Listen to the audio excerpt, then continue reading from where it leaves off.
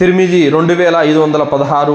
ఇబ్నే అబ్బాస్ రదియల్లాహు అన్హు వారితో ప్రవక్త ముహమ్మద్ సల్లల్లాహు అలైహి వసల్లం వారు అన్నారు, ఓ అబ్బాయి, నీవు అల్లాను జాగ్రత్తగా చూసుకో, అల్లా నిన్ను జాగ్రత్తగా చూసుకుంటాడు అని చెప్పారు.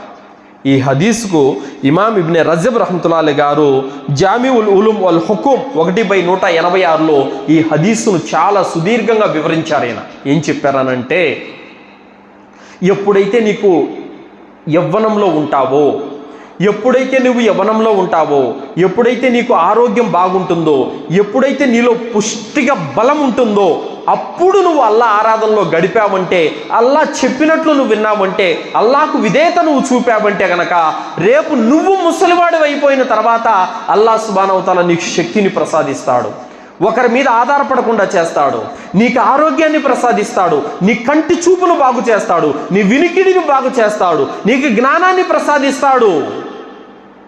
నువ్వు గనక యవ్వనంలో అల్లాను పట్టించుకోలేదనుకో, నువ్వు ముసలుడైన తర్వాత అల్లా నిన్ను పట్టించుకోడు. కాబట్టి నువ్వు యవ్వనంలో ఉన్నప్పుడు అల్లాను పట్టించుకో, అల్లాకు నువ్వు ఏ కార్యాలు నిర్వర్తించాలో ఆ కార్యాలన్నీ నిర్వర్తించు.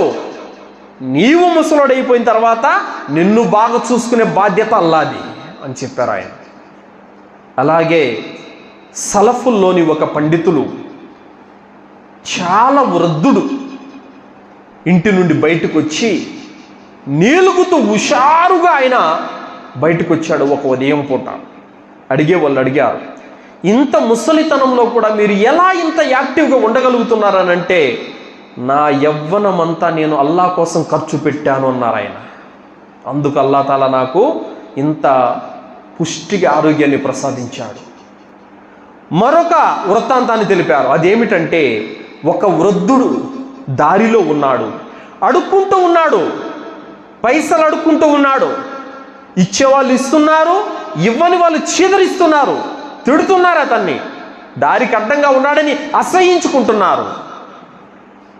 సలఫుల్లో ఒక పండితులు అన్నారు, ఈ వ్యక్తి తన యవ్వనాన్నంతా ప్రాపంచిక సుఖ భోగాల కోసం ఖర్చు పెట్టాడు, అల్లాను మర్చిపోయాడు. ఇప్పుడు అల్లా ఇతను ముసలితనంలో అల్లా ఇతను మర్చిపోయాడు. కావున సోదరులారా, యవ్వనం విలువైనది, ఆరోగ్యం ఉన్న స్థితి చాలా విలువైనది. అప్పుడు నమాజుకు రాకుండా, అప్పుడు మజీదుకు రాకుండా, ముసలుడైపోయిన తర్వాత, ఆరోగ్యం కృషించిపోయిన తర్వాత నీకు మజీదు గుర్తొచ్చింది, నమాజు గుర్తొచ్చింది, కానీ అప్పుడు సరిగా చేయలేకపోతున్నా.